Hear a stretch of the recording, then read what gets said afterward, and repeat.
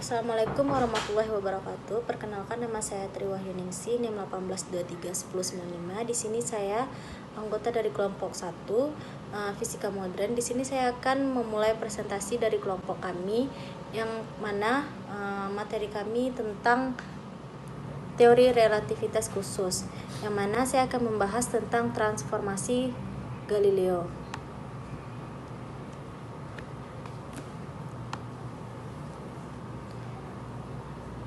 Dalam fisika, transformasi Galileo adalah transformasi dari koordinat dalam suatu kerangka acuan ke sistem koordinat kerangka acuan lain yang bergerak konstan relatif terhadap kerangka acuan yang awal. Berdasarkan teori relativitas khusus, transformasi Galileo hanya berlaku untuk kecepatan yang relatif rendah, jauh lebih lambat dibanding kecepatan cahaya. Untuk kecepatan yang tinggi diperlukan transformasi Lorentz. Prinsip relativitas Galileo dikenal pula sebagai prinsip relativitas klasik karena hanya berkaitan dengan hukum-hukum gerak Newton. Persoalan perambatan gelombang elektromagnetik atau cahaya tidak ditinjau dalam prinsip ini. Prinsip relativitas Galileo tersebut dibangun berdasarkan dua postulat antara lain sebagai berikut. Yang pertama, waktu adalah besaran mutlak. Yang kedua, hukum-hukum gerak Newton tidak berubah bentuk atau invarian. Selanjutnya, untuk menyatakan kedudukan sebuah titik atau benda, kita memerlukan satu sistem koordinat atau kerangka acuan. Misalnya, untuk menyatakan sebuah benda bergerak, seorang pengamat memerlukan suatu kerangka acuan dengan sistem koordinat misalnya X, Y, Z. Jadi, kerangka acuan adalah suatu sistem koordinat X, Y, Z di mana seseorang pengamat melakukan pengamatan suatu kejadian. Dalam hal ini, kita gunakan kerangka acuan inersial di mana hukum Newton berlaku. Kerangka acuan inersial yaitu suatu kerangka acuan yang berada dalam keadaan diam atau bergerak dengan kecepatan konstan terhadap kerangka acuan lain pada garis lurus. Untuk menyatakan hubungan antara pengamatan suatu kejadian peristiwa yang terjadi dalam suatu kerangka inersial jika diamati oleh pengamat yang berada dalam kerangka acuan lain yang bergerak dengan kecepatan relatif konstan, digunakan transformasi Galileo. Baiklah, sekian materi dari saya. Selanjutnya akan dilanjutkan oleh anggota kelompok saya. Terima kasih. Baiklah, saya Adila Yulandiva akan melanjutkan materi tentang transformasi Galileo. Selanjutnya, pada gambar terlihat kerangka X, Y, dan Z. Kita akan meninjau dua sistem kerangka acuan, yaitu S dan S aksen, di mana S adalah titik acuan dan kerangka acuan S aksen bergerak relatif terhadap S sepanjang suatu garis lurus ke kanan dengan laju V. Pada gambar terlihat dua orang pengamat A dan B yang masing-masing berada dalam kerangka S, dalam kerangka acuan S dan S aksen. Pengamat A pada kerangka S yang bergerak yang diam, sedangkan pada pengamat B berada pada kerangka acuan S aksen yang bergerak relatif terhadap S, sedang mempelajari gerak benda P di bawah pengaruh gaya F.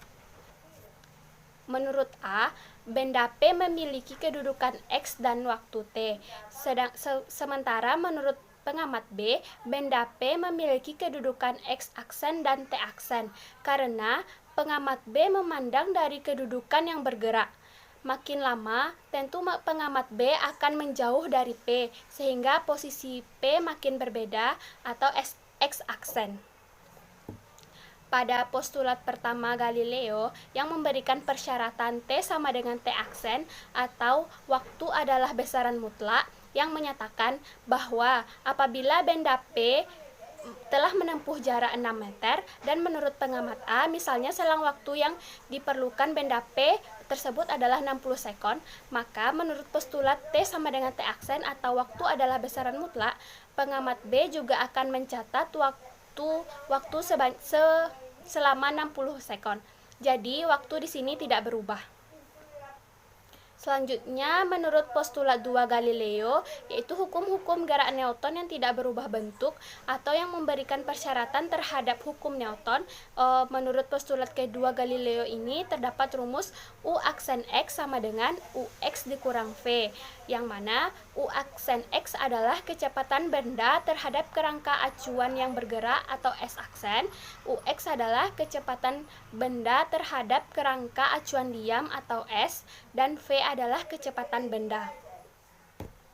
Di sini ada contoh tentang postulat kedua Galileo, yaitu sebuah kereta api bergerak dengan kecepatan 60 km per jam. Seorang penumpang berjalan dalam kereta dengan kecepatan 6 km per jam searah dengan kereta. Berapa kecepatan penumpang tersebut terhadap orang yang diam di tepi rel? Nah, untuk menjawabnya, kita tahu bahwa kecepatan benda adalah atau V sama dengan 60 km per jam. Sedangkan kecepatan penumpang terhadap acuan yang bergerak, yaitu pada kereta api atau S aksen atau U aksen X adalah 6 km per jam.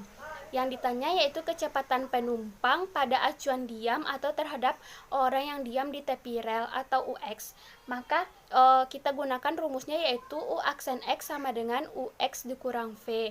Maka untuk mencari UX sama dengan U aksen X ditambah V, UX sama dengan 60 km per jam ditambah 6 km per jam. UX sama dengan 66 km per jam. Jadi, kecepatan penumpang pada acuan terhadap orang yang diam di tepi rel adalah sebesar 66 km per jam. Baiklah, perkenalkan nama saya Ratu Nicia Lovena dengan NIM 1823158. Baiklah, di sini saya akan melanjutkan materi selanjutnya, yaitu kegagalan hipotesis ether dalam percobaan Michelson-Morley.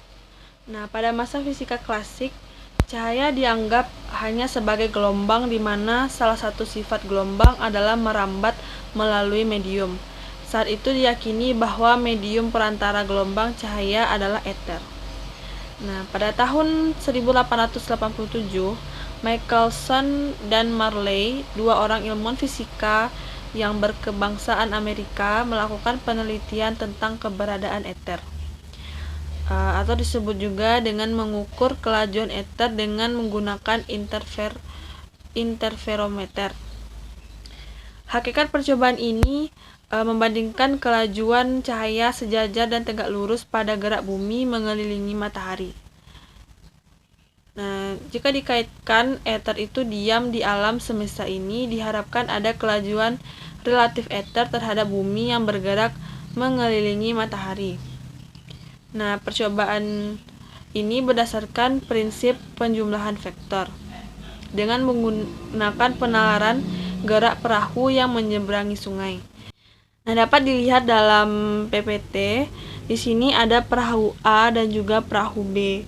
Nah, ini perahu A bergerak tegak lurus pada sungai, sedangkan perahu B dia bergerak sejajar dengan arus sungai. Nah,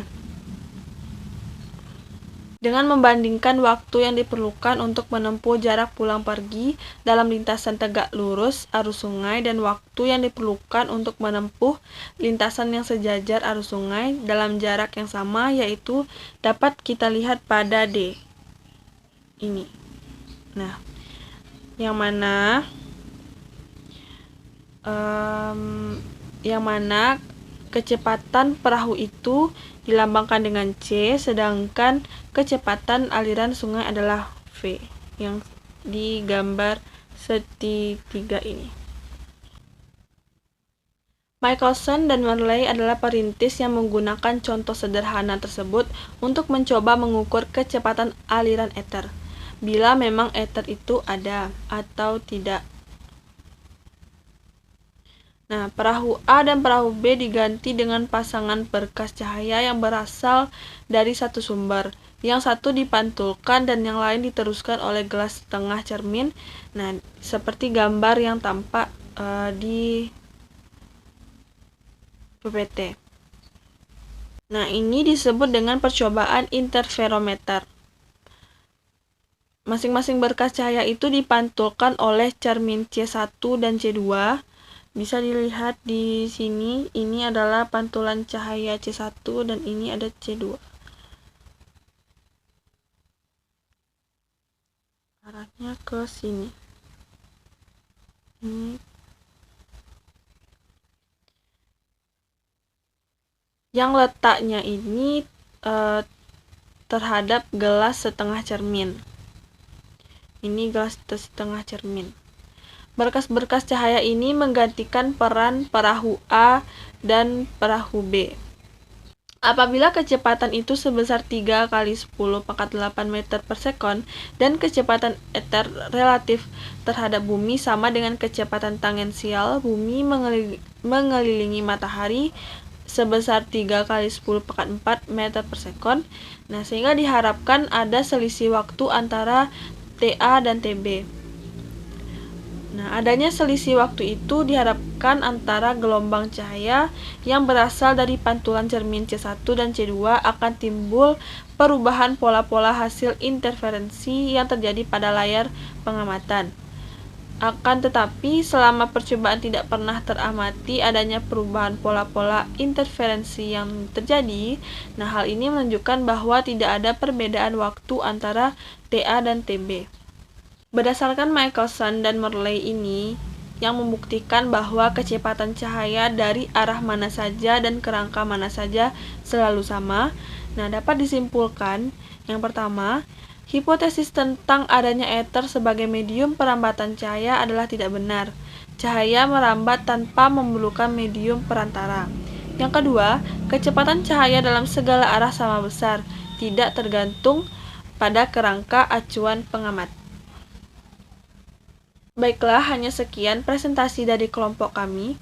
Semoga dapat dipahami apa materi yang disampaikan. Mohon maaf jika ada kesalahan. Saya sudahi dengan wabillahi taufiq wa hidayah. Wassalamualaikum warahmatullahi wabarakatuh.